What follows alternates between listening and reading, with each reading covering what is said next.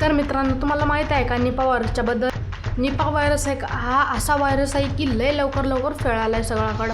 Nipah virus म्हणजे Nipah virus कसं फैलतो आणि काय तिचे लक्षण आहेत ते सांगतो. पहिल्यांदा तर तिचे लक्षण आहेत डोकेदुखी, उलटी आणि फीवर.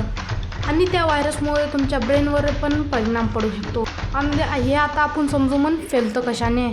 तर घरात आपण फ्रूट आणले तर पहिल्यांदा तर ते बॉईल पाणीमध्ये धुवून घ्यायचं, मगच खायचं. हा बॉईल पाणीमध्ये धुवून घ्यायचं त्याला मी सांगतो कशाला की जे जंतू असते ते पूर्ण मरून जातात आणि चान्सेस पूर्ण कमी होते तो व्हायरस घुसायचे.